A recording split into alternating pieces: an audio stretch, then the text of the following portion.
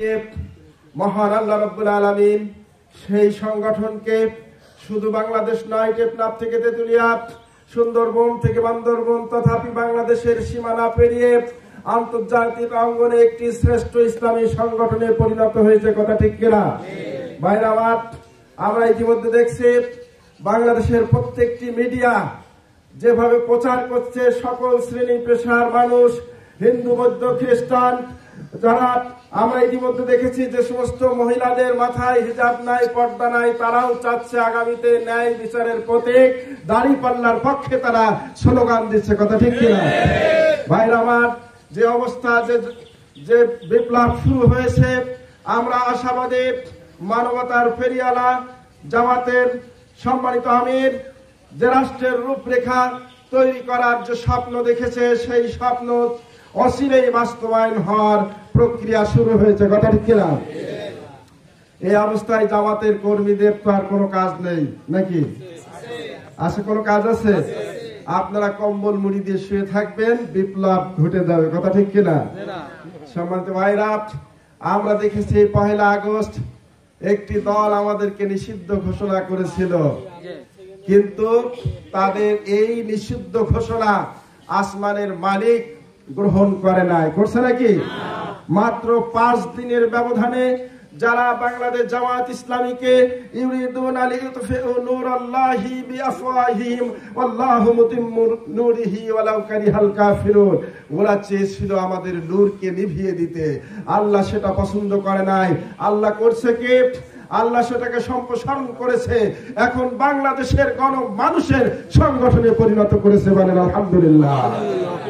ওয়ারফানা লাকা যিকরাক, ওরা মক্কাতে বিশ্বনবীকে মুছে দিতে চেয়েছিল কিন্তু পারে নাই। পারছে?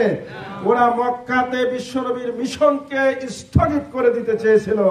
আল্লাহ সেদিন বলেছিল, আমি আপনার সুনাম সুখ্যাতি গোটা বিশ্বময় ছড়িয়ে দেব। আপনারা ইতিপূর্বে দেখেছেন বাংলাদেশ জামাত ইসলামীর প্রশংসা, বাংলাদেশ জামাত ইসলামীর রূপরেখা গল্প শুধু বাংলাদেশ নয়, পৃথিবীর বিভিন্ন দেশ থেকে আমরা দেখতে পাচ্ছি বিভিন্ন মিডিয়ার মাধ্যমে। কথা ঠিক কিনা ভাইরা আমার? এই জন্য আমাদের এখন অনেক দায়িত্ব। আমরা যদি মনে করি আবু সাইদের নেতৃত্বে যে ছাত্র জনতার ঐক্যবদ্ধ আন্দোলন গড়ে উঠেছিল, যে আন্দোলনের মধ্য দিয়ে বাংলাদেশে একটি নতুন বিপ্লব সাধিত হয়েছিল, যে বিপ্লব মানুষকে আবার নতুন করে নতুন স্বপ্ন দেখার ক্ষেত্র তৈরি করে দিয়েছে। কথা ঠিক কিনা ভাইরা আমার? শহীদ আবু সাইদ সহ প্রায় 1,500 আমাদের ভাই এবং বোনেরা তারা বাংলাদেশের মানুষকে নতুন করে আবার সংগ্রাম, আবার জিহাদ, আবার ঐক্যবদ্ধতা শিক্ষা দিয়েছে। কথা ঠিক কিনা? এখন আমাদেরকে ঐক্যবদ্ধ হতে হবে, আমাদের সংগঠিত হতে হবে, আমাদের সেই মহান আল্লাহর প্রতি ঈমান আনতে হবে যে আল্লাহ বলেছেন, ওয়ালাউ আন্না আহলাল কুরা আমানু ওয়াত্তাকাউ লা ফাতাহনা আলাইহিম বারাকাতিম মিনাস সামাই ওয়াল আরদ।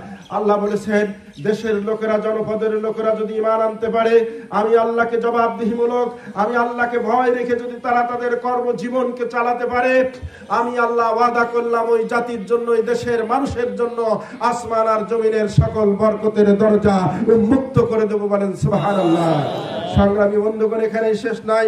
আল্লাহ তাআলা আবারও বলেছেন, ফামান তাবিআ হুদায়া ফালা খাউফুন আলাইহিম ওয়ালা হুম ইয়াহজানুন, কোনো ভয় নাই, কোনো চিন্তা নাই। যদি তোমরা আল্লাহর হেদায়েত মেনে নাও, আল্লাহর ফয়সালা মেনে নাও, তাহলে তোমাদের জন্য কোনো ভয়, কোনো চিন্তা, কোনো পেরেশানি থাকবে না। ভাইরা আমার, মদিনাতে বিশ্বনবী ঘোষণা দিয়েছিলেন, খায়রুল কুরুনি কারনি, আমার যুগ হলো সর্বশ্রেষ্ঠ যুগ। এমন একটি যুগ তিনি উপহার দিয়েছিলেন। হযরত আবু বকর রাদিয়াল্লাহু তাআলা যখন খেলাফতের মসনদে বসলেন, হযরত ওমর ছিল চিফ জাস্টিস। একটি বছরে তিনার দপ্তরে কোনো মামলা যায় নাই। ঠিক সুবহানাল্লাহ বলবেন না? 1 বছর পরে হযরত ওমর রিজাইন পত্র নিয়ে আমিরুল মুমিনিন আবু বকরকে বললেন, আমিরুল মুমিনিন, এই পোস্টের কোনো প্রয়োজন নাই, আপনি আমাকে অব্যাহতি দেন। কেন? একটি বছরে যে দপ্তরে কোনো মামলা আসে না, সেই দপ্তরের কর্মকর্তার কোনো প্রয়োজন আছে? ভাইরা আমার, আমার দেশের লক্ষ কোটি কোটি মামলা পেন্ডিং থাকে বছরের পর বছর। মানুষকে এই মামলার নির্যাতনে নিষ্পেষিত করে মানুষের পথে বসায় দেয়। কথা ঠিক কিনা? সেদিন বেশি দিন নাই, বিশ্বনবী বলেছিল, খায়রুল কুরুনি কারনি, আমার যুগ হলো সর্বশ্রেষ্ঠ যুগ।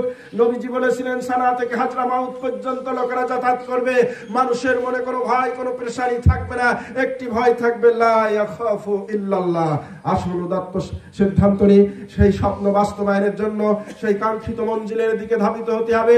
আজকে দীপ্ত শপথ নিয়ে প্রতিটি মানুষের দ্বারে দ্বারে এই মহান সংগঠনের দাওয়াত পৌঁছে দিতে হবে। রাজি আছেন?